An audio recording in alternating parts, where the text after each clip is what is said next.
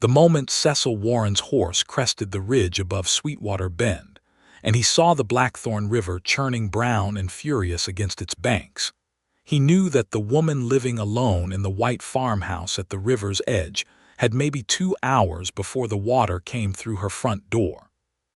He had ridden through 3 counties in the past 4 days, working cattle drives and moving on the way he always did, the way he had done since he was 19 years old, and the war had taken everything that might have kept him rooted anywhere.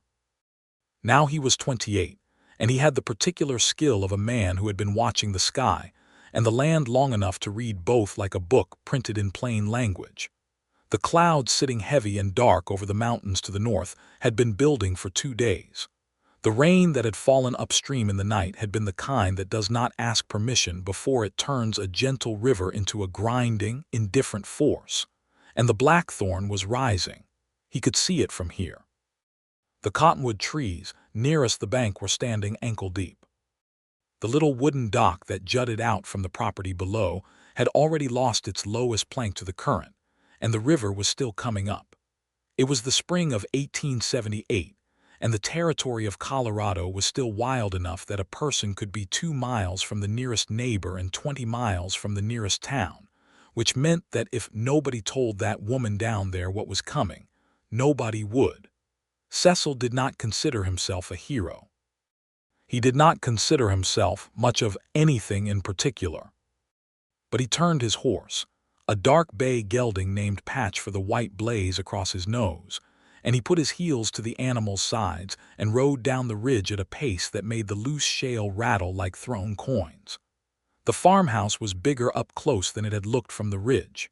It was a solid thing, built square and careful, with a covered porch running the full length of the front and a kitchen garden just off to the side that had been tended with real attention.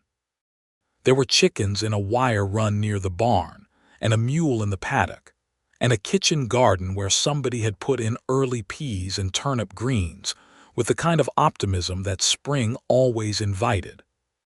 Everything about the property said, "Someone lives here who intends to stay." He had his horse at the gate and was swinging down from the saddle before he had fully stopped, and he was still moving toward the porch when the front door opened, and a woman stepped out with a shotgun held in the crook of her arm with the kind of ease that told him she had done it before and was not afraid to do it again. She was somewhere near his age, perhaps a year or 2 younger, with dark copper-colored hair pinned up but coming loose at the temples from whatever she had been doing before she heard him ride in. She wore a plain blue dress with an apron over it, and her boots were already muddy at the toes, which told him she had been out in the yard and had likely already seen what the river was doing. Her eyes were the particular shade of gray-green that reminded him of sage after rain, and they were looking at him without a flicker of welcome, but with a steady, assessing intelligence that told him she was taking his measure as fast as she could. "Whatever you are selling," she said, "I am not buying it today." "I am not selling anything," Cecil said, and he stopped at the foot of the porch steps so she did not feel crowded. "My name is Cecil Warren. I am just passing through. I came down from the ridge." He nodded back toward where he had come from. "The river is rising fast. The upstream rain last night was heavy. I have seen this kind of water behavior before, and I believe you have maybe an hour and a half, possibly 2, before it reaches this porch." She looked at him for a moment. Then she looked past him toward the river, where the sound of it had already changed in the last few minutes, grown deeper and more persistent, the way a voice gets when it stops trying to be polite. 2 hours, she said. It was not a question. "Give or take," Cecil said. "I could be wrong by a little on either side, but I am not wrong about the direction." She stood there for another second, and then she lowered the shotgun entirely and leaned it against the doorframe. "Well," she said, "I suppose you had better come in so we can figure out what needs saving." Her name was Louisa Norris, and she told him this while she was already moving through the house with the focused efficiency of a person who did not waste motion. The house had 2 floors, and she had learned after her first spring alone here that anything on the ground floor was vulnerable when the river rose, so she had already moved most of what mattered up to the second floor during the winter as a precaution. But there were things she had not moved. Her late husband's ledger books, which she kept because the farm records were in them. A cedar chest at the foot of the bed that contained papers and a small amount of money. Bags of seed corn she had been keeping dry in the back room for planting. Tools from the barn that rust would ruin if the water got to them. Cecil listened and started moving. He did not ask for direction once she gave it, and she appreciated this without saying so. He carried the seed corn first because he could tell from the way she looked at it that it represented the next season's livelihood, and he carried it upstairs in 2 trips and came back at a jog. He helped her drag the cedar chest up the stairs, which was the hardest thing because it was genuinely heavy and the staircase was narrow, and at one point they were both pressed against opposite sides of the narrow stairwell with their arms around the thing from different angles, close enough that he could smell the lye soap she used on her hair, and she could see that his eyes were a deep, clear brown that caught the light from the upstairs window. "I have got it," she said. "I know you do," he said. "But together it goes faster." They got the chest upstairs. He went to the barn after that while she dealt with the chickens, getting the animals to higher ground. The mule was stubborn about the whole enterprise, as mules always are, and Cecil spent a solid 10 minutes convincing it to move to the paddock on the north side of the barn, where the ground rose enough to make a difference. He moved her plow horses too, a matched pair of grays that were considerably more cooperative than the mule, and he pulled the saddles and tack up onto the high shelves at the back of the barn where water was unlikely to reach even in a significant flood. He was carrying the last of the tools he had deemed worth saving when he heard the sound change again. The river, which had been loud and purposeful, suddenly became something else entirely. It became the low, sustained roar of water that has decided it no longer needs to stay in the channel it was assigned. He came out of the barn at a run and saw it. The near bank had given way at the south end of the property, and water was moving across the low pasture in a broad, fast sheet, dark brown and carrying sticks and debris on its surface. It was still 50 yards from the house, but it was moving quickly. Louisa was standing on the porch watching it with her hands pressed flat against her thighs, and her face had gone very still the way faces do when a person is working hard not to show fear. "We need to get upstairs," Cecil said. She did not argue. She went in ahead of him, and he came in behind her and pulled the front door shut, which was probably useless but was the kind of thing a person does anyway. And then they went up the stairs, and she opened the window at the south end of the upstairs hallway, and they watched together as the water reached the house. It came in slow at first, seeping under the door and spreading across the wooden floor in a thin, dark sheet. Then it was deeper, and the sound of it changed, and outside the window the pasture was no longer a pasture, but a moving surface of brown water with the fence post sticking up out of it at odd angles. A chicken coop she had not been able to relocate went by tilted to one side. A section of fence board followed it. The water rose in the house until they could hear it below them, and then it stopped rising. It was perhaps 3 feet deep on the ground floor. The current through the house was gentle, more like a slow river than a torrent, because the house itself was breaking the force of it. The second floor was dry and quiet and entirely intact. Cecil sat down on the floor of the hallway, with his back against the wall, and exhaled. Louisa sat across from him with her knees pulled up and her arms resting on them, and for a moment they just looked at each other in the strange, companionate way of people who have just been through something together. "Thank you," she said, and her voice was straightforward about it, not effusive, but genuine in the way that mattered. "You would have figured it out," Cecil said. "Probably," she agreed. "But not as fast." She paused. "Are you hungry? I have bread and dried beef upstairs." "I brought food up with the other things. I could eat," he said. She had a small oil lamp up there too, and she lit it as the afternoon light began to soften, and she laid out bread and dried meat, and a jar of preserved peaches on the cedar chest between them, because it was the only surface available, and they ate with the sound of the water below them and the sound of the river outside going steadily on in the gathering dusk. "How long does this kind of water take to fall?" she asked. "Depends on what is still coming down from the mountains," Cecil said. "Could be tonight if the rain has stopped up north. Could be another day." She absorbed this. "You do not need to stay if you need to get somewhere." "I am not going anywhere in particular," Cecil said, and this was true, and he said it simply. "I can leave if you prefer to be alone." She looked at him with those gray-green eyes. "I did not say I preferred it," she said. "I just did not want you to feel obligated." "I do not," he said, "feel obligated." There was a pause, and somewhere in that pause something settled between them, quiet and unannounced, like the moment after a door closes when the house goes still. "Then you should stay," Louisa said, "since the water has us anyway." He learned more about her as the evening went on.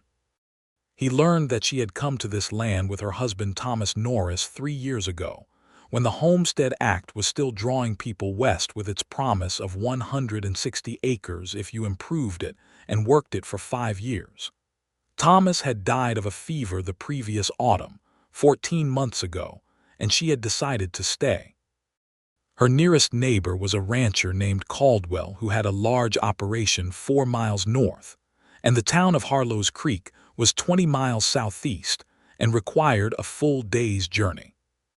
She had a brother in Missouri who wrote letters and worried, and a mother who had written twice suggesting she come home, and she had declined both times because this was her land now, and she had helped build what was on it, and she was not of the temperament that abandoned things. "Were you happy here?" Cecil asked, "before he died?" Louisa considered this with the seriousness it deserved. "I was working too hard to be either happy or unhappy," she said at last. "We both were. There is something to be said for that. It has a purpose to it, working land. You can see what you are doing with your hands at the end of every day." She looked at her hands. "After he was gone, I kept working, and the purpose stayed even without him. That was how I knew I was supposed to stay." Cecil thought about this. He had never worked land. He had worked cattle drives. He had done time as a ranch hand in 3 different territories. He had spent a winter as a deputy in a small New Mexico town and left when the spring came, because the spring always came and he always left. He had never understood what it felt like to look at a piece of earth and feel like it belonged to you and you to it. Listening to Louisa talk, he thought he was beginning to understand it in theory, even if he had never felt it himself. "Where are you from?" she asked. "Kentucky originally," he said, "a long time ago, and you have been moving ever since, more or less. Do you like it, moving?" He thought about it honestly, the way she had thought honestly about his question to her. "I used to," he said. "Lately I am less sure." She nodded, and she did not push further, and he was grateful for that. They slept that night on opposite sides of the upstairs hallway. She in her own bed, and he with a blanket he found in the cedar chest on the floor of the room across the hall, which turned out to be a storage room full of the organized evidence of her life here. Extra lamp oil, bolts of cloth, a box of seeds carefully labeled in her handwriting, a shelf of books that he noticed with surprise were not only practical manuals, but also 3 novels, a book of poetry, and a worn Bible. He slept better than he had in months, which he did not expect, and woke to the particular quality of morning light that tells a person the sky has cleared. The water had fallen enough by morning that the ground floor was only ankle deep, and by midday it was gone from the house entirely, leaving behind the particular aftermath of a flood, the mud and the debris and the smell of wet wood and disturbed earth, the way the world looks when it has been rearranged against its will, and is in the process of settling back into place. Cecil spent the afternoon helping Louisa clean the ground floor. This was worse in some ways than the work they had done before the water came, because it was slow and muddy and unglamorous, and there was nothing urgent about it to drive you forward. It was just work. They hauled out rugs and laid them on the fence to dry. He swept water and mud out the back door while she scrubbed the floor with a mop, and the particular focused displeasure of a woman who keeps a clean house and does not appreciate having this disrupted. He moved furniture back into place, and she dried it with rags. He checked the kitchen hearth and declared it sound, and she built a fire and put coffee on, and the smell of it through the damp house was the most welcoming thing he had encountered in a very long time.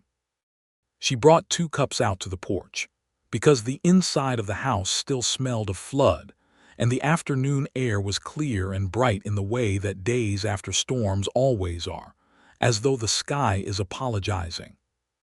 They sat in the 2 chairs on the porch and drank their coffee and looked at the river, which had fallen back within its banks and was running fast and still muddy but no longer threatening.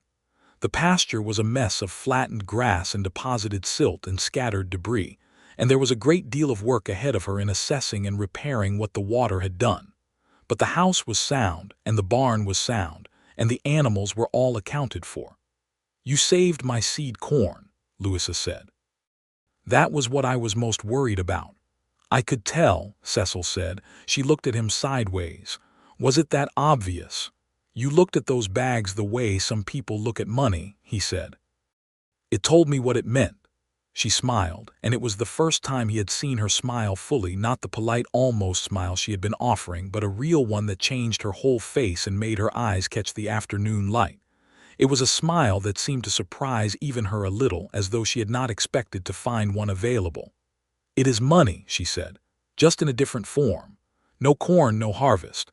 No harvest, no cash. No cash, no winter." She paused. "Life is very sequential out here." "It is sequential everywhere," Cecil said. "People just do not always see the chain as clearly when there is more between each link." She turned to look at him more directly. "You are smarter than you look when you ride up on a horse at speed," she said. "That is an easy standard to meet," Cecil said. She laughed, and this was also the first time he had heard her laugh, and it was a good one, unguarded and warm, and it did something to the air on the porch that he was not prepared for. He stayed to help with the fence the next morning. It was a practical decision and also not entirely a practical decision, though he told himself it was only practical.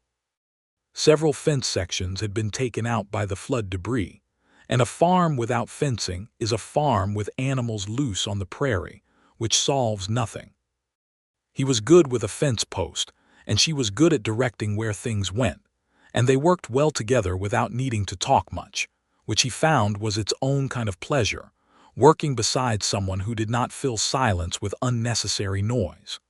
The neighbor, Caldwell, came by mid-morning on horseback with 2 of his ranch hands, checking on her the way he apparently always did after significant weather events. He was a large, broad-shouldered man in his 50s with a gray mustache and the kind of sunburned neck that comes from decades of outdoor work, and he looked at Cecil with the measuring look that men in this part of the world gave to strangers who appeared on their neighbor's property. Louisa introduced Cecil matter-of-factly. "He came down from the ridge to warn me the river was rising," she said. "He helped me get things upstairs before the water came." Caldwell extended a hand and Cecil shook it. "Good thing," Caldwell said, looking at the dried mud along the bottom foot of the house's exterior. "It came up fast this year. My lower pasture took 4 feet. He glanced at the fence work in progress. "You need lumber for those posts." "I could use a few," Louisa said. "I will send a man over tomorrow with some from the mill," Caldwell said. He looked at Cecil again, not unfriendly but thorough. "You staying on a while to help, Warren?" "A few more days," Cecil said, and he heard himself say it and felt the truth of it, that he intended to stay a few more days, that he had already decided this without quite having made the decision consciously. Caldwell nodded, satisfied, and said a few more words to Louisa about a damaged irrigation ditch he had noticed on the far edge of her property, and then he and his hands rode on north.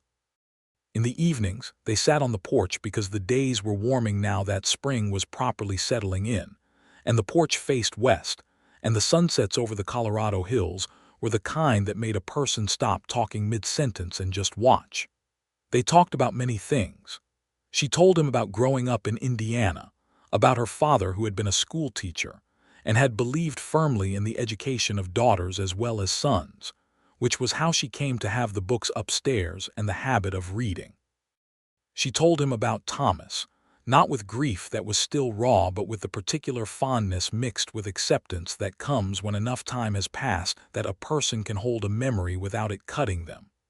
He told her about Kentucky and the war, not in detail because the detail of it was not something he gave to people easily, but enough that she understood what had happened to the version of him that had been rooted somewhere. He told her about the cattle drives and the work of moving through the West in the way that men without anchors did it, following the work and the seasons and never letting either run out before the other one started. "Do you have family?" she asked one evening. "A sister in Tennessee," he said. "We write sometimes. She has a husband and 3 children and a house with a real parlor, and she worries about me in letters the way your brother worries about you." "What do you tell her?" "That I am fine," he said, which is usually true enough. "Is it true now?" Louisa asked. He looked at her in the evening light, at the way she had let her hair down for the end of the day, and it fell in dark copper waves past her shoulders, at the way she sat in her chair with the particular posture of a person who is comfortable in their own existence, even when that existence is difficult. "Yes," he said, and was surprised to find he meant it fully and without qualification. "It is truer now than it has been in a while." She looked at the sunset and did not say anything, and he was glad she did not say anything because whatever she might have said would have been less than the silence. On the 4th day he fixed her roof, where 2 shingles had been lifted by the storm wind and would let rain in if they were not addressed. He went up there with a hammer and nails from her barn, and the replacement shingles she had kept stored sensibly against exactly this kind of need, and he worked along the roofline while she worked in the kitchen garden below, replanting what the flood's edge had disturbed on the garden's south side, which had caught a little water. He could look down and watch her working. She moved in the garden with the same economical purpose she brought to everything, but there was something gentler in it here, in the way she handled the plants, the way she pressed soil around roots with something close to tenderness. He watched her longer than the roof required and made himself stop and pay attention to what he was doing. He came down from the roof, and she looked up from the garden with mud on her hands and something that was almost a challenge in her eyes, as though she knew he had been watching and had decided not to be bothered by it. "Shingles are done," he said. "Good," she said. "Wash up and I will put lunch on." Lunch was bean soup with cornbread, and they ate it at the kitchen table with the windows open to the May air. And it was, Cecil thought, the best meal he had eaten in years. Not because it was elaborate, but because of the table and the windows and the company and the particular sense that this was a real place where a real life was being lived. "What is it like," Louisa said, "eating alone every night on a cattle drive?" "You eat with the other men," Cecil said. "You know what I mean." He thought about it. "Loud but lonely," he said at last, "both at the same time, which is its own peculiar kind of loneliness." She nodded. "I know a different kind of it," she said. "Here alone, quiet but lonely, I think quiet lonely is worse." "Why?" "Because you cannot even be distracted from it," she said. "The quiet makes it very clear." He looked at her. "Is it less clear this week?" She held his gaze. "Yes," she said. "Considerably." He helped her with the irrigation ditch that Caldwell had mentioned, which had partially silted up in the flood and needed to be cleared before she could water the south field properly. It was a full day's work with a shovel, moving mud and repairing the small wooden gates that directed water where it needed to go. She worked alongside him for half of it, and then went to see to the animals and came back with cold water in a clay jug, and handed it to him without ceremony. He drank and handed it back, and their fingers overlapped on the jug for a moment, and neither of them moved for a beat, just held it there together with the afternoon sun warm on the field and the water in the ditch running clear now as he had opened it up, and the sound of the river in the distance, back to its ordinary voice, the one it had before the flood, the patient, rhythmic voice of water that is content with its channel. He let go of the jug. She stepped back. They did not look at each other with any great drama, but they both knew that something had shifted, or rather that something that had been shifting all week had arrived somewhere. That evening he did not sit in the porch chair but stood at the porch railing, looking out at the darkening hills, and she came out and stood beside him, and after a time he said, "I am going to tell you something, and I want you to know that I am not saying it to take advantage of the situation or because we have been thrown together by weather." "All right," she said carefully. "I have not wanted to stay somewhere in 9 years," Cecil said. "Not since I was 19 and the war took what I had to stay for. And I do not know what to do with wanting to stay. I do not know how to be a man who wants that. But I think you should know that I am standing here not knowing how to leave, and that it is because of you and not because of the weather." The evening was very quiet.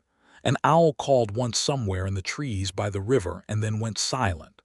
"I think," Louisa said slowly, "that a man who has spent 9 years not wanting to stay deserves a little patience while he figures out what it means that he does." He turned to look at her. She was looking at the hills, her profile clean against the dark blue of the western sky, and she was very still, and he could see her working through something in the same thorough, honest way she worked through everything. "Louisa," he said. She turned, and whatever she read in his face made her take a slow breath. "Cecil," she said, and his name in her mouth was a different thing than he had expected, careful and full of weight. "May I stay a while longer?" he asked. "Not just to fix things. I mean to stay, to see what this is." She looked at him for a long time, this man who had ridden down a ridge because he saw the water rising and a house in its path, who had carried her seed corn upstairs and helped her move the cedar chest and fixed her shingles and cleared her irrigation ditch and sat on her porch for 5 evenings in a row and never once acted as if he was owed anything or as though helping entitled him to her gratitude in any form she had not chosen to give. "Yes," she said, "I would like that." He did not reach for her hand or do anything that the moment might have permitted. He just turned back to the hills and stood there beside her, and she stood beside him, and the owl called again, and the stars came out over the Colorado hills one by one in the black sky. The days that followed had a rhythm to them that Cecil had not known he was missing. He set up properly in the barn, where there was a tack room with a cot that suited him fine, and he began contributing to the work of the place as a genuine hand rather than a passing guest. He knew cattle and he knew horses, and he was willing to learn what he did not know, which was considerable when it came to the specific demands of a homestead farm.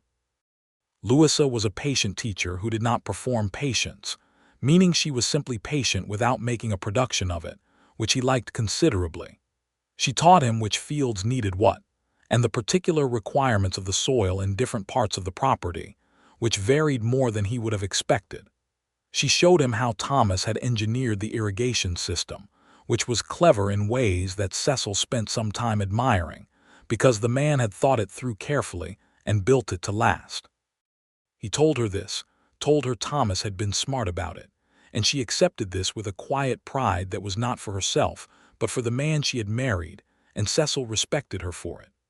Caldwell's man arrived with lumber as promised, and Cecil and Louisa spent a day repairing fencing with the new posts, and when the work was done, the man, a quiet young Mexican cowhand named Raphael, looked at the work and declared it solid, which was a compliment from someone who did not give them freely. There was also the matter of the south pasture gate, which had been damaged by the flood debris, and was hanging at an angle that would not keep anything in or out reliably. Cecil spent an afternoon on it while Louisa baked bread inside, and he could smell the bread from the yard, and this simple domestic fact hit him with a force he was entirely unprepared for. The smell of bread baking and the sun on his back and the work in his hands and the knowledge that she was inside, and that this was the place he was, and that all of it was exactly as it should be. He thought about what he was doing and what it might mean. He was a man without land and without roots, and she was a woman with 160 acres and a homestead claim that would be fully vested in 2 more years if she stayed and worked it, and she was clearly going to stay and work it. If he intended to be part of this life, he needed to be genuinely part of it, not a helping hand passing through. He thought about what kind of man he was and whether he was the kind of man who could become this. He thought about it at length and arrived at the conclusion that he did not know, but that he wanted very much to try, and that wanting something this clearly was itself new enough to be trusted. He asked Louisa one morning over coffee whether she had any objection to him riding into Harlow's Creek. She looked at him with an expression that tried very hard to be neutral. "Are you going for supplies?" "Yes," he said, "and to ask around about work." He paused. "There may be ranches or other operations looking for a foreman or a permanent hand, something that would keep me in this part of the territory." She wrapped both hands around her cup and looked at the table. "That would take time to find," she said carefully. "I expect so," he said. She looked up. "You could do your asking and come back here in the meantime," she said. "There is enough work on this place that you would not be idle." "I know there is," Cecil said, "but I want to be clear with you, Louisa. I am not looking for something to keep me in this territory. I am looking for something to keep me near here. There is a difference." The expression she had been working to keep neutral came undone a little at the edges. "I know there is," she said. "Come back." He rode to Harlow's Creek the next morning. It was a 20-mile ride that took the better part of a day, and the town, when he reached it, was the kind of small western settlement that has more ambition than it yet has substance, with a main street of a few solid buildings and several canvas-sided operations that had not yet committed to permanence. There was a general store, a land office, a saloon that also served as the hotel, a livery, and a doctor's office with a hand-painted sign. He bought supplies for the farm, basic necessities that Louisa's list specified with the precision of a woman who knew exactly what she needed and in what quantity. Then he stopped in at the saloon and introduced himself to the proprietor, a man named Gideon Hatch, who had the particular quality of knowing everyone's business as the natural result of running the only drinking establishment for 20 miles in any direction. Hatch knew the territory's ranching operations the way a minister knows his congregation. He told Cecil about 3 operations within 30 miles that had foreman positions, or might be persuaded to create one. He also mentioned, without being asked, that Louisa Norris was well regarded in the area, that she had held her place together through a hard autumn and a hard winter and impressed people who were not easily impressed, and that several people had wondered whether she would be able to keep the claim going alone. "She can," Cecil said, perhaps a little sharply. Hatch smiled the smile of a man who has just learned something useful. "I suspect you may be part of why that continues to be true," he said neutrally. Cecil spent an afternoon making inquiries. The result was a conversation with a rancher named Prescott who ran a substantial cattle operation 15 miles north and west, who was in need of a man who understood cattle drives and could manage the spring movement of his herd to summer pasture. It was not permanent, but Prescott said directly that he needed a foreman who knew what he was doing, and that if the arrangement worked, he was willing to make it permanent by fall. Cecil wrote down what Prescott offered and put the paper in his breast pocket, and rode the 20 miles back to Louisa's farm in the long summer evening light, arriving as she was coming in from the barn for the night. She looked at him with the carefully contained expression she had developed over the past week for situations where she was affected by something and was choosing not to perform the being affected. "You came back," she said. "I said I would," Cecil replied. He tied Patch to the paddock fence and pulled the supply bags from behind the saddle and brought them to the porch. "I found something worth looking into, a cattle operation north of here." They went inside and she made coffee, and he laid out what Prescott had offered while she listened without interrupting, and then she asked 3 specific practical questions that told him she had been thinking about this too, about how such a thing might work. "It would keep you in the area," she said. "That is the idea." She was quiet for a moment, standing at the hearth with her coffee cup. "Cecil," she said, "I want to ask you something directly." "Please," he said. "When this flood had not happened," she said, "when you were still on the ridge and had not yet come down, what did you plan to do? Where were you going?" He thought about it honestly. "Nowhere in particular," he said. "I was between drives. I might have gone south toward New Mexico. I might have found another cattle job in the territory. I was not going to anyone or toward anything specific. I was just moving. And now I know where I am going, he said. Here, back here. That is where I am going when I leave and come back. She set her coffee cup down on the kitchen table and looked at him steadily across the room. I have been very careful, she said, not to become a woman who needs someone to make her life work. I made sure I did not need that. I can manage this place. I know you can, Cecil said. I am not offering to make your life work. I am asking whether there is room in it. The kitchen was quiet for a moment, just the pop of the fire and the evening outside and the two of them standing on opposite sides of the table. Yes, Louisa said. There is room. He came around the table and stood in front of her, and she lifted her face to look at him, and the moment was so simple that it surprised him, that this was what it felt like. This quiet, ordinary standing in a kitchen in the lamplight with no drama and no storm and nothing required of either of them except honesty. He kissed her, and she kissed him back, and it was gentle and sure and nothing like the things he had imagined over the past week, when he had been trying not to imagine anything at all. She stepped back after a moment and pressed her hand flat against his chest briefly, as though taking a measurement, and then she nodded once and went to make supper, and he sat at the kitchen table and watched her do it, and the whole thing was so perfectly ordinary that it was extraordinary. Summer came in earnest over the Colorado hills. Cecil took the position with Prescott and proved himself during the spring cattle drive, managing 30 men across difficult terrain with the competence of someone who had done this for years, which he had. Prescott, who was a straight-dealing man, offered him the foreman position permanently in June, as he had promised, and Cecil accepted it and arranged his work schedule so that his days off were at Louisa's farm whenever possible.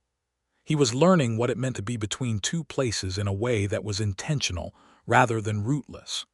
The ranch gave him steady work and wages. The farm gave him what he was increasingly unable to put words to, but had no difficulty feeling. He brought things back from the ranch on his days off. Small useful things, nails and rope, and a better hinges for the barn door. He was careful not to bring things that felt like gifts from a man trying to impress a woman, because she would have found that condescending. Instead, he brought things that the farm needed and that he had seen a practical opportunity to obtain. She noticed the difference and appreciated it without commenting on it directly. He also fixed the broken step on the porch stairs, which he had noticed on his first day, and which had been bothering him aesthetically ever since. He did it on a Sunday morning while she was reading on the porch, and she looked up from her book when he was done and said, "I have been meaning to do that for 6 months." "I know," he said. "You walked around it every time." "I thought you had not noticed that," she said. "I notice everything about this place," Cecil said, and he meant both the property and the person who lived in it, and she understood that, and her face did what it did now when something landed true, which was to become very still and clear the way the sky gets after rain. Over those summer months, Louisa told him more about herself. She told him about the first winter here, before she and Thomas had built the root cellar, when they had been genuinely uncertain whether they had put away enough food to last.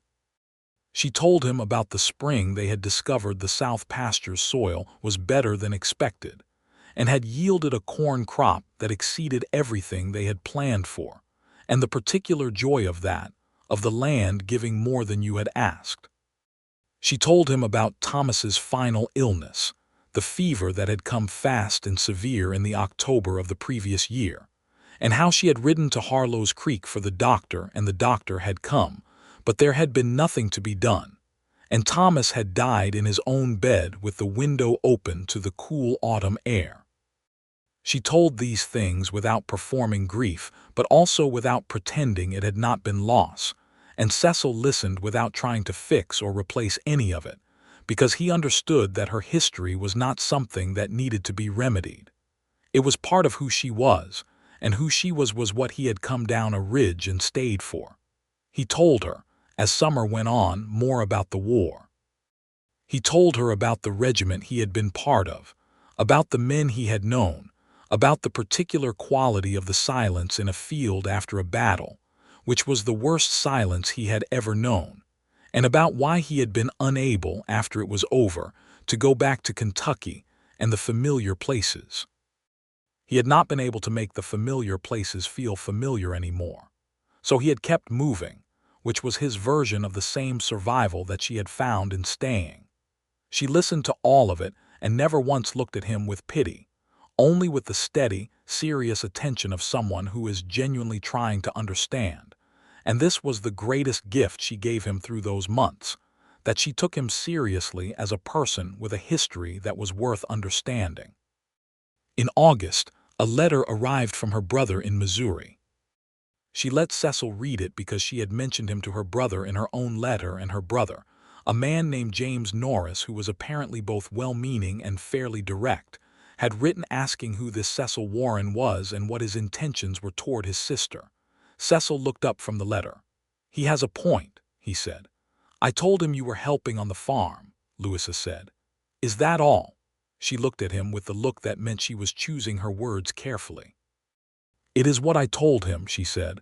"What I told him and what the situation is are perhaps not entirely the same thing." "What is the situation?" Cecil asked. She met his eyes. "I think you know," she said. "I do," he said. "I want to hear you say it." Louisa set down the letter and folded her hands on the table in the deliberate way she had when she was being very precise about something. "The situation," she said slowly, "is that I am not simply glad to have a useful man helping on my property.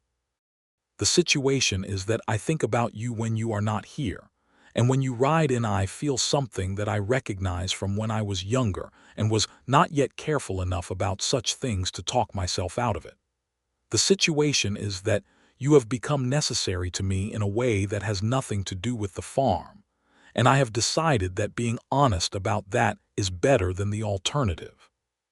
The afternoon light lay in long bars across the kitchen floor, and the summer sounds came in through the open window, the insects and the bird song and the distant water of the river running clean and low in its summer bed. "Louisa," Cecil said, "do not be gentle about it if it is not what she began." "It is what I feel," he said. "Exactly what you said. I was trying to think of how to tell you." She let out a breath that was also almost a laugh. "We are neither of us easy about this," she observed. "We are both better at working than talking," he agreed. "We could practice," she said.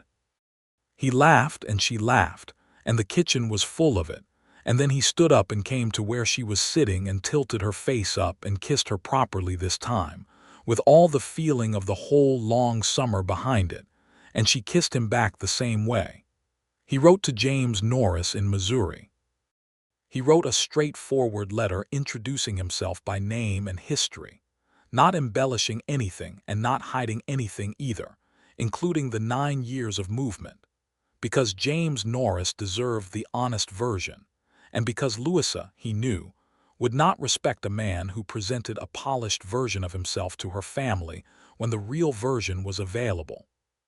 He told James that he had no desire to complicate or disturb his sister's independence or her claim, that he understood she had built something here that was hers, and that he hoped to one day be considered a permanent part of this territory if her family and, more importantly, she herself found it agreeable.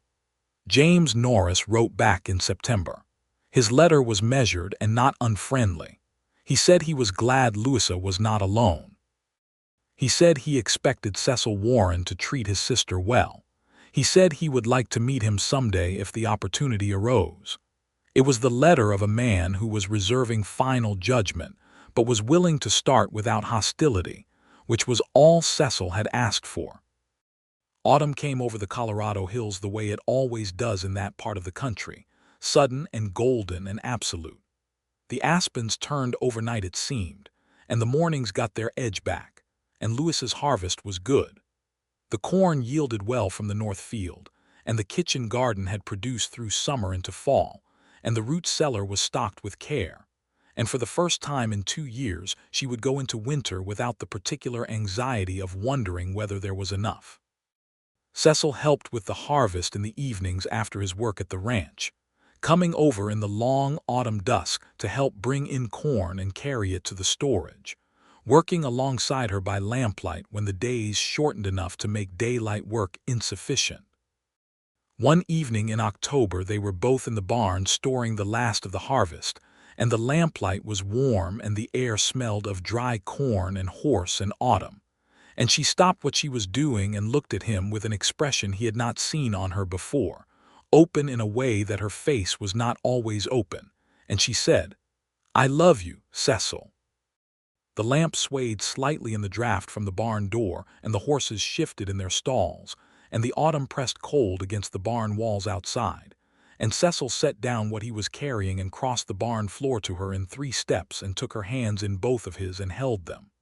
"I love you," he said, and it was the simplest thing he had said in years, and the most true. I have been trying to figure out how to say it in a way that did not sound insufficient. "It does not sound insufficient," she said. "It sounds exactly right."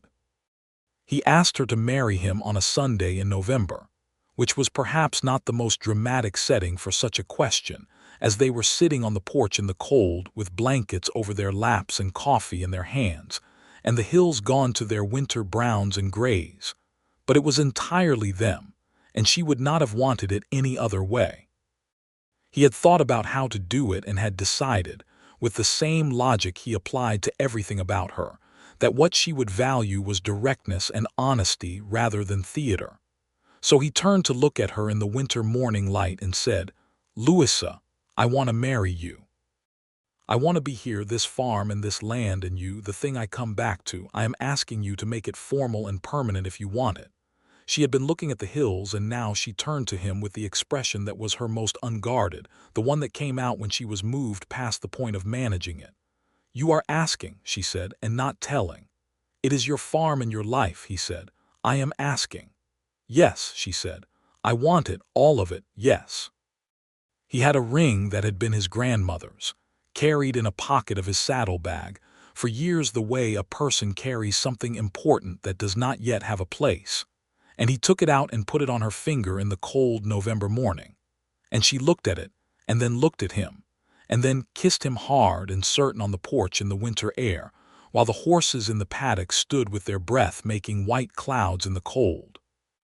They married in December in Harlow's Creek, in the small whitewashed church that served the area, with Caldwell and his wife as witnesses and Gideon Hatch from the saloon also in attendance, because he had become a friend in the way that small-town keepers of information always become friends when they use their knowledge for good rather than gossip. Louisa wore a dress of deep green wool that she had made herself over the fall, and her hair was pinned with the particular deliberate arrangement that she reserved for occasions, and she walked into that church like a woman who has decided fully and with clear eyes and is not afraid of anything about the decision.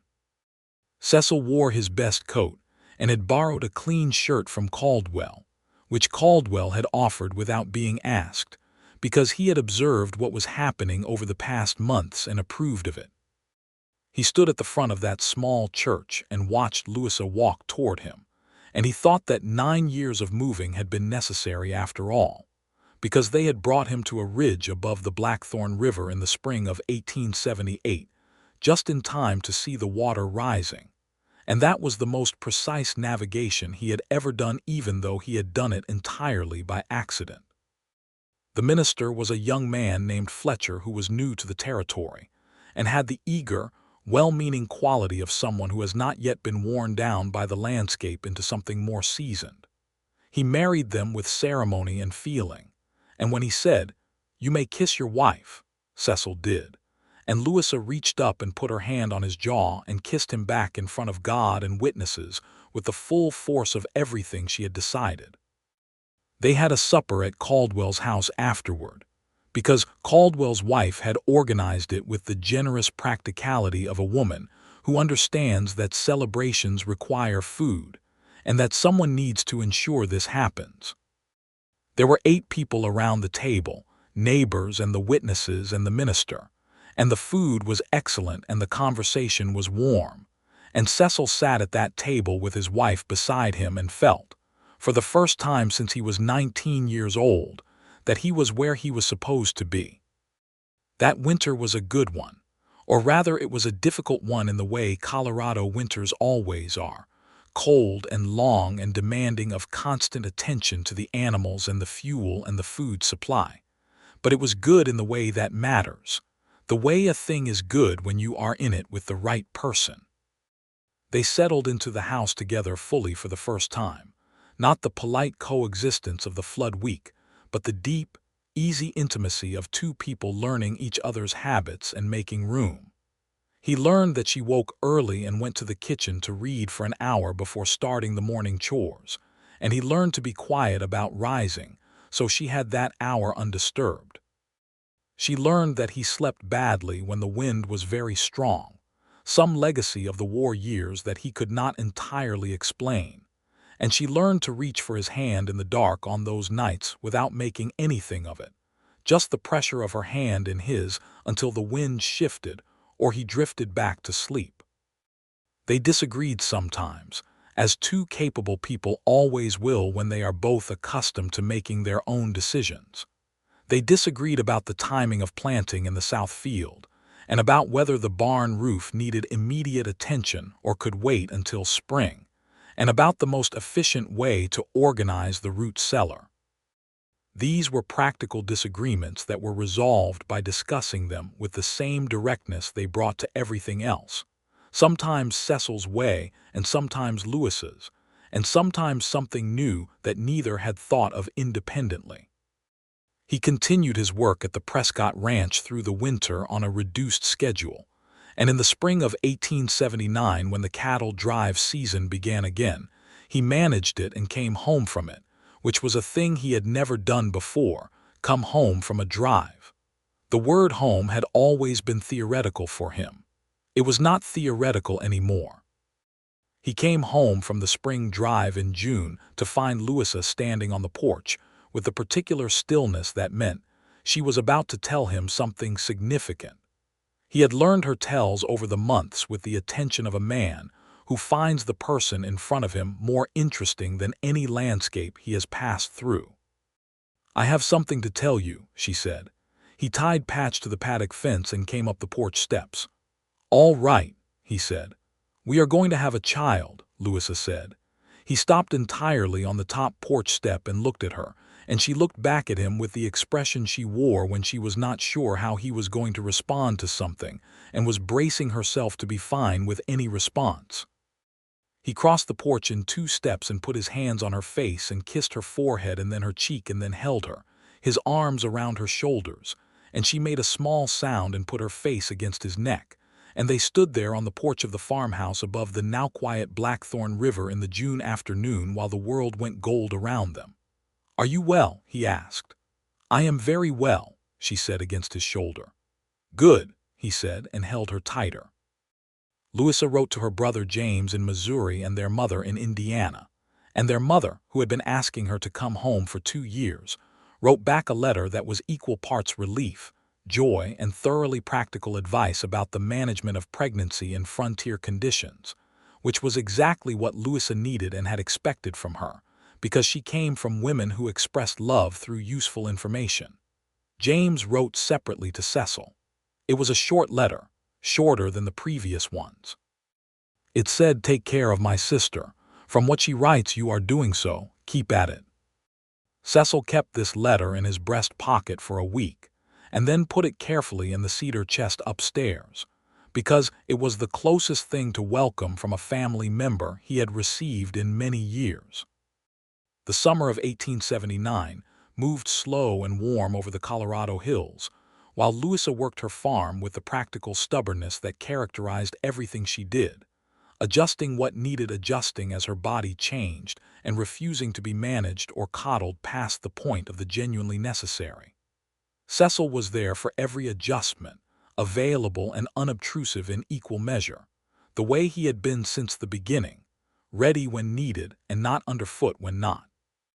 The harvest that fall was the best the farm had seen since Louisa and Thomas first turned the soil, and Cecil spent his own wages from the Prescott operation on a second plow horse to replace the one that had gone lame in the spring, because the farm needed it, and because what was his was theirs, and this no longer required any deliberation. Their son was born in October of 1879, delivered by the doctor from Harlow's Creek, who had made the 20-mile ride in decent time, and had found Louisa entirely in charge of the situation in the way that surprised him slightly, until he had been there for 10 minutes, after which it seemed completely consistent. Cecil sat outside the bedroom door through the long hours of it with his hands braced on his knees, and when the doctor came out and said everything was well and there was a healthy boy, he went in and found Louisa sitting up in bed looking exhausted and fierce and entirely herself, holding a small, red-faced, furiously present person wrapped in a blanket. She looked up at him and her face was open in a way that he had never seen it, not even in their most unguarded moments, a new kind of open, wider than what came before. "Come and see," she said. He sat on the edge of the bed and she put the baby in his arms, and the weight of the child was astonishing to him, the specific gravity of something so new, and the baby opened its eyes briefly and looked at the world with the unfocused, ancient expression that newborns have, and Cecil felt something crack open in his chest in the best possible way, like a spring that has been sealed coming free. "What shall we call him?" Louisa asked. Cecil looked at the baby and then looked at her. "What do you want to call him?" She had thought about it. "Thomas," she said carefully, watching his face, "if you do not mind. Thomas was a good man and he helped build this land, and I think he deserves to be remembered in it." Cecil did not mind. He said so directly because it was true and because she was generous in her suggestion and he wanted her to know he saw that. "Thomas Warren," he said, and the name settled naturally, belonging to the boy in his arms, belonging to this farm and this land and this life.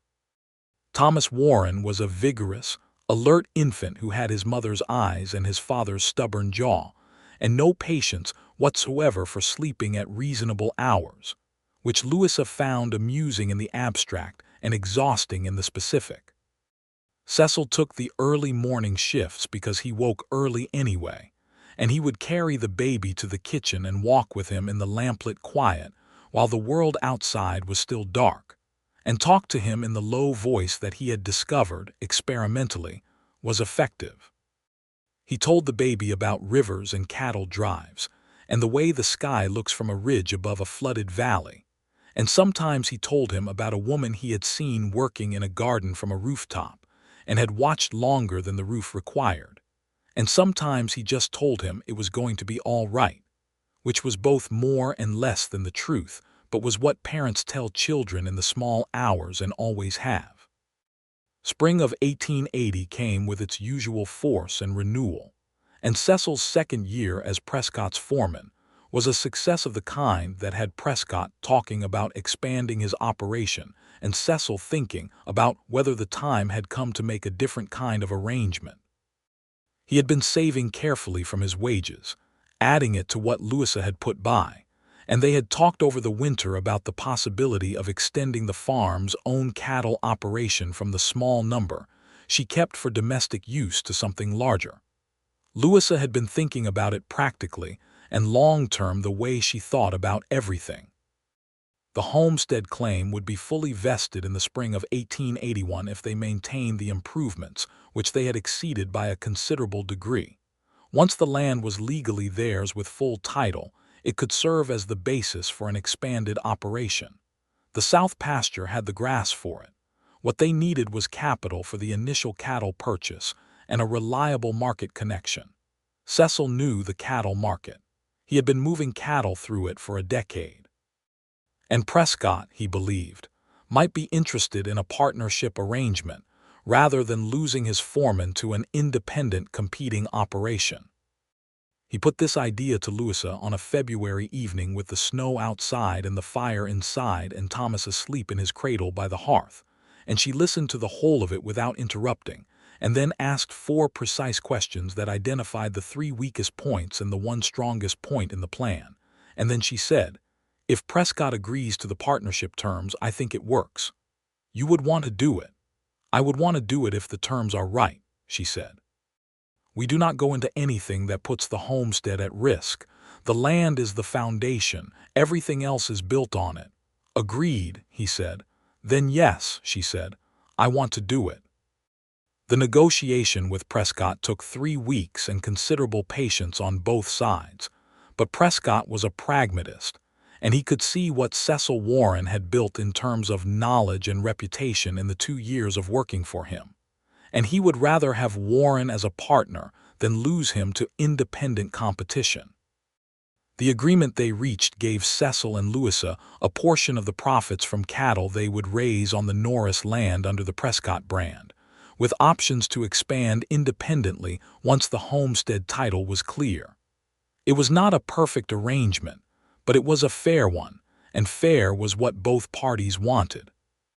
The homestead title came through in the spring of 1881, exactly on schedule, and the land was theirs in the full and legal sense that the Homestead Act prescribed. Cecil rode back from the land office in Harlow's Creek with the papers in his saddlebag and handed them to Louisa on the porch, and she held them without opening them for a long moment. "What does it feel like?" he asked. She looked up. "Like it was always going to happen," she said. "Like we were always going to be here."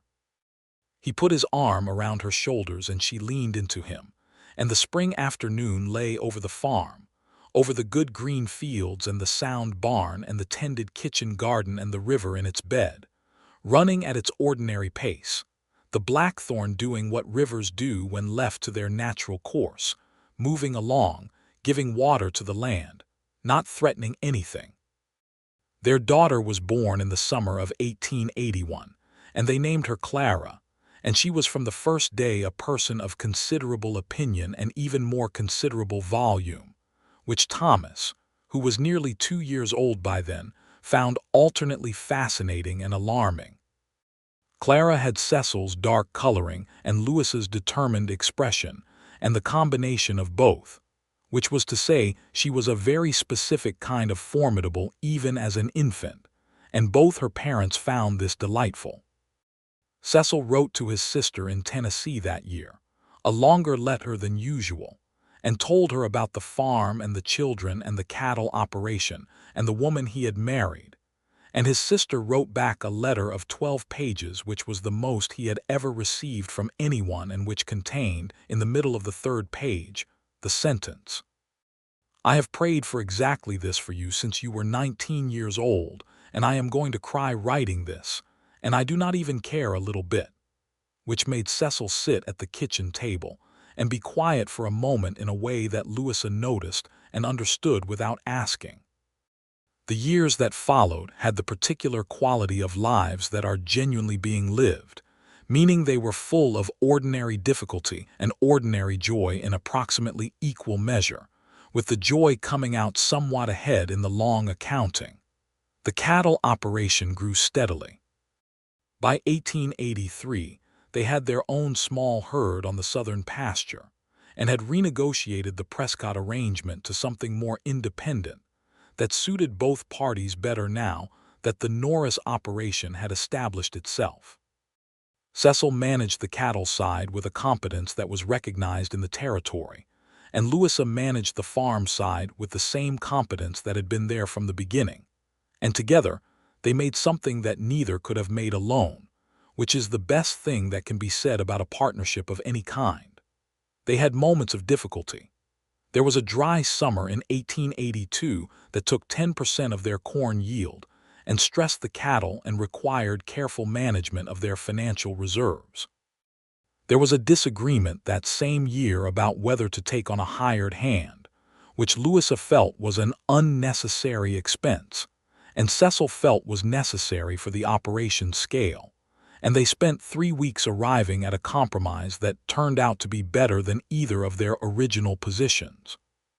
The hired hand they eventually took on, a steady and honest young man from the area named Daniel Schieffer, became over the years practically part of the place, eating his meals in their kitchen and becoming something like an uncle to Thomas and Clara. There was the matter of the injustice of the territory, which was a thing neither Cecil nor Louisa looked away from as the years went on. The land around them was being carved up and claimed, and the people who had been on it before any homesteader arrived were being moved and dispossessed. And this was a wrong that was ongoing and systematic, and they both knew it. They could not fix it, two people on 160 acres, but they could conduct themselves with honesty about what they were part of, and they could do so with as much fairness as was available to them in their dealings with anyone who came to them. This was not heroism. It was the minimum of decency. But the minimum of decency was not nothing in a territory where it was frequently unavailable. In the spring of 1884, James Norris came from Missouri to visit, which he had been promising and postponing for 4 years, and arrived on a Thursday afternoon to find the farm in full spring operation, and Louisa directing the planting of the south field with the same authority she brought to everything, with Thomas, who was 4.5, attempting to assist in ways that were more enthusiastic than useful. James was a large, good-natured man who looked enough like Louisa to be recognizable as family, and who shook Cecil's hand with both of his and said, "I have been wanting to do that for 4 years," and then spent a week at the farm being impressed by everything he saw. He and Cecil sat on the porch in the evenings while Louisa put the children to bed, and they talked, first carefully and then more freely, the way two men talk when they have decided to trust each other. James told Cecil things about Louisa's childhood and the family she came from that filled in parts of her history he had known in outline only, and Cecil listened to all of it with the attention of someone who is never tired of learning more about the person they love. "She is happy," James said one evening, not quite as a statement, slightly as a check. "Yes," Cecil said, "she is." "Are you?" James asked. Cecil looked out at the darkened farm, at the river just audible in the distance, at the barn and the fields and the house where his wife was reading aloud to his children in the lamplight upstairs. "More than I knew was available to me," he said. James nodded, and they sat with that for a while, two men on a porch in Colorado in the spring dark, and it was enough. On a Sunday evening in the autumn of 1885, Cecil and Louisa sat on the porch in the chairs that had been there since before he arrived, in the place where they had first talked on the evening after the flood, with the river in the distance, and the hills going dark, and the first stars appearing over the eastern sky. Thomas was asleep inside, and Clara was asleep inside, and Daniel had gone home to the small cottage they had built for him near the barn, and the farm was settled and quiet. Louisa had her feet tucked up under her and was reading, and Cecil was sitting with his coffee and looking at the hills the way he had always looked at landscape, reading it, though what he read there now was different from what he had ever read in any landscape before. He read belonging. He read the specific beauty of a thing you have cared for. He read home. "Cecil," Louisa said without looking up from her book, "yes. Do you ever think about what would have happened if you had not come down from the ridge?" He considered it. "Sometimes," he said. "What do you think?" "I think you would have figured it out," he said. "I told you so at the time." She looked up from the book, and her eyes were the same gray-green they had always been, the color of sage after rain, and the autumn lamplight through the window caught them. "You did," she said, "but I am glad you came down." "So am I," Cecil said. She returned to her book, and he returned to the hills, and the porch held them both in the quiet evening, and the river made its sound in the distance, a steady, patient sound, the sound of water that is exactly where it is supposed to be, within its banks, doing what it does, giving life to the land that surrounds it without asking for anything back except to be allowed to flow. He thought about the man he had been on the ridge that morning 7 years ago, the man who was going nowhere in particular, who had looked down and seen the water rising and the farmhouse in its path, and had made the only decision available to a person with a conscience. He thought about how small that moment had seemed at the time, a practical decision about warning a stranger, the kind of thing you did because it was the right thing and then moved on. He had not moved on. He had ridden down the ridge because the river was rising and she needed to know. He had stayed while the water rose and while the water fell, And when the water fell and the land dried out and the practical reasons for staying had resolved themselves into nothing, he had found that he did not know how to go. Not because leaving was complicated, but because leaving was wrong. The way leaving is wrong when you are finally where you should be, and your body and your judgment and your soul all know it simultaneously for the first time in 9 years.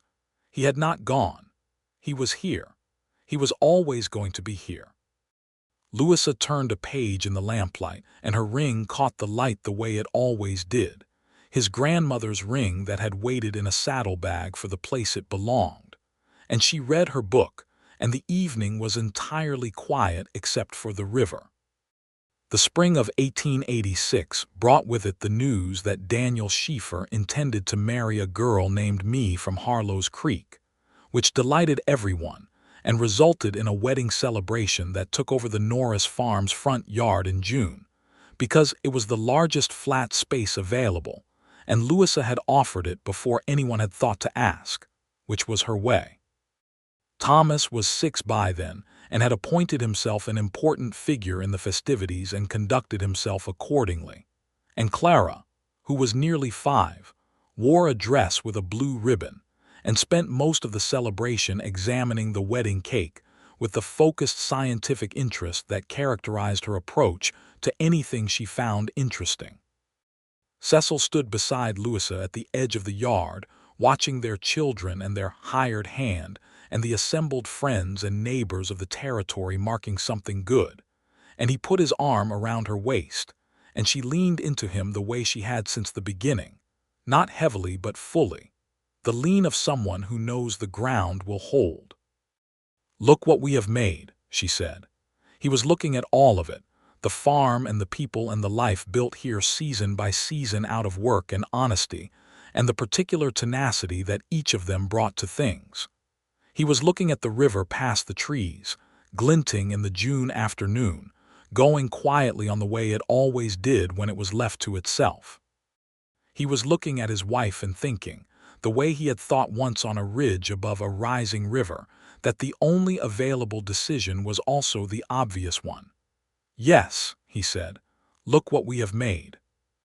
The years settled into themselves the way good years do, each one distinct enough to be remembered and continuous enough to form a single long thing, a life, the accumulation of mornings and evenings and harvests and winters, and the children growing through their various stages from the small demanding creatures they were toward the particular individuals they were becoming.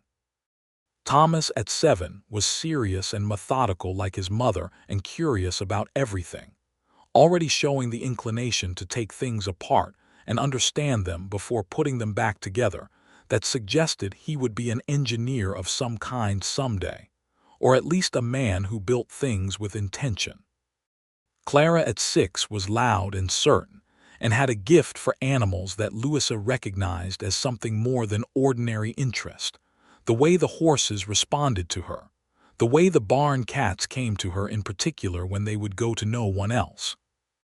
In the evenings when the children were in bed, Cecil and Louisa had the porch again, and it was still the best part of the day, the part where there was nothing required of either of them, and they could simply be the people they were to each other without any of the context of work or parenthood or the management of a farm and a cattle operation. They talked about everything and sometimes about nothing. They read to each other sometimes in the winter, she reading from her novels and he from the newspaper that came from Denver twice weekly if the weather allowed.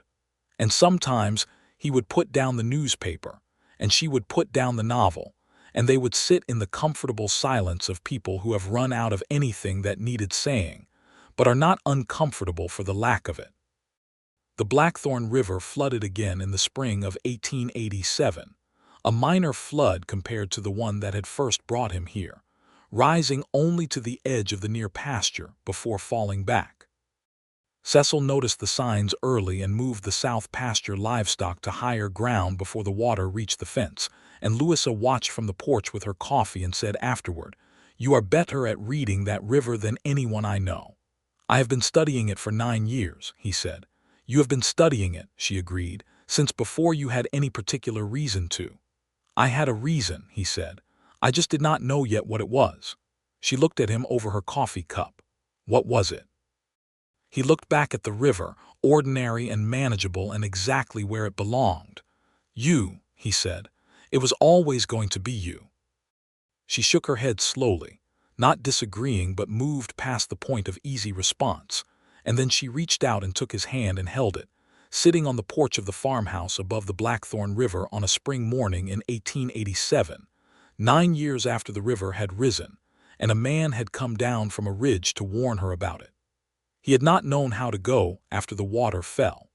He knew now that not knowing how to go had been the most accurate knowledge he had ever had about himself.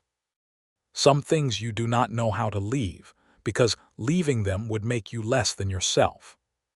Some things you stay in not because you cannot go, but because going would be wrong, the kind of wrong that a person's bones recognize even when their mind is still working out the language for it. He had stayed. The farm was sound and the land was theirs, and the children were asleep inside, and the river was where it belonged, and everything that had happened between the beginning and now had resolved into this morning, into this hand in his and this place and this life. It was enough. It was more than enough. It was everything. The river made its sound below the cottonwoods, patient and continuous, the sound of something that has found its channel and will follow it faithfully from here to wherever it is going, neither rushing nor reluctant, just flowing, the way water does when it is exactly where the land has made room for it to be. Cecil Warren sat on his porch with his wife's hand in his and listened to it, and he was home, and he had been home for 9 years, since the morning he came down a ridge and did not go back up it, and he would be home for all the mornings that followed this one, every one of them until there were no more. The Blackthorn ran on. The sun came up over the Colorado hills, and the life they had built here, stone by stone and season by season and day by ordinary extraordinary day, held.